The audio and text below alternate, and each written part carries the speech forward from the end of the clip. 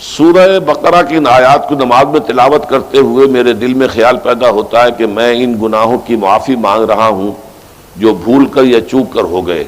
لیکن جو گناہ میں نے پورے شعور سے کیے اور اب بھی کر گزرتا ہوں ان سے کن الفاظ میں معافی مانگی جائے؟ وہ معافی مانگنے کے لیے تو یہ ہے کہ رب انی ظلمت نفسی ظلما کثیرا، جیسے حضرت آدم سے خطا ہوئی تھی اور حضرت حوا اور آدم نے دعا مانگی تھی ربنا ظلمنا انفسنا وان لم تغفر لنا وترحمنا لنکونن من الخاسرین، وہ دعائیں بھی قرآن مجید میں موجود ہیں۔ یا جیسے کہ حضرت یونس علیہ السلام سے غلطی ہو گئی تھی، اللہ کی اجازت کے بغیر وہ اپنی قوم کو چھوڑ کر چلے گئے، تو انہوں نے جو تسبیح کی ہے، جو ہمارے ہاں جس کی تسبیح بھی کی جاتی ہے اور اس کا آیت کریمہ کا جو ہے ورد کیا جاتا ہے، بلکہ وہ بھی اصل میں قلب کی گہرائیوں اور شعور کے ساتھ جو اگر ادا کی جائے تو بہت لا الہ الا انت سبحانک انی کنت من الظالمین، تو یہ جو ہے استغفر اللہ ربی من کل ذنب واتوب الیہ، یہ بھی ہے، تو مختلف ہے اس کے لیے کہ جو قرآن مجید میں بھی آئی ہے اور احادیث میں بھی۔ البتہ توبہ کے بارے میں چونکہ ذکر آج ہوا ہے اور آپ نے سوال بھی کیا ہے، تو یہ بات واضح ہو جانی چاہیے، توبہ کی 3 شرطیں ہیں صحیح توبہ ہونے کی، اور یہ 3 شرطیں ہیں حقوق اللہ میں جو گناہ ہوا ہے اس کے ضمن میں۔ حقوق العباد میں ہوا ہے تو 4تھی شرط اور ہے۔ وہ 3 شرطیں کیا ہے؟ گناہ پر حقیقی پشیمانی ہو، دل میں شرمندگی ہو، تعسف ہو کہ یہ کام میں نے کیوں کیا یا کیوں کرتا رہا اب تک،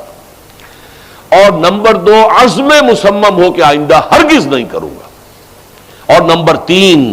اس کو چھوڑ دے بالفعل، وہ عزم مصمم پر عمل شروع ہو جائے۔ اگرچہ یہ ہو سکتا ہے کہ پھر غلطی ہو جائے، پھر ذہول ہو جائے، پھر نسیان ہو جائے، کوئی پرواہ نہیں، اس وقت جب کہ وہ توبہ کر رہا ہے نمبر 1 پشیمانی ہو حقیقی، نمبر 2 عزم مصمم ہو کہ دوبارہ ارتکاب نہیں کروں گا، نمبر 3 بالفعل اس کام کو چھوڑ دے۔ 3 کام اگر ہوں گے تب جا کر حقوق اللہ کے ضمن میں وہ توبہ صحیح ہوگی۔ فَإِنَّهُ يَتُوبُ إِلَى اللَّهِ مَتَابًا، توبہ جیسے کی جاتی ہے اس کی یہ تقاضے ہیں۔ اگر تلافی کر سکتے تلافی کیجئے، کسی کا مال ہڑپ کر لیا تھا واپس کر دیجئے، اس کے بغیر معافی نہیں ہوگی۔ اگر وہ فوت ہو چکا ہے واپسی ممکن بھی نہیں ہے تو ٹھیک ہے، اللہ تعالیٰ کے ہاں جو ہے وہ اس کا آپ کی نیکیاں اس کے حوالے کر دی جائیں گی۔ یا یہ کہ اگر زندہ ہے آپ اب نہیں بھی دے سکتے اس کا مال، یا آپ نے جا کے کہا بھائی میں نے آپ پر تہمت لگائی تھی، میں آج معافی چاہتا ہوں، خدا کے لیے مجھے معاف کر دیں۔ اور یہاں تک آتا ہے بعض صحابہ کا طرز عمل کہ ایک صاحب اپنے اسی طریقے سے ساتھی سے معافی مانگ رہے تھے،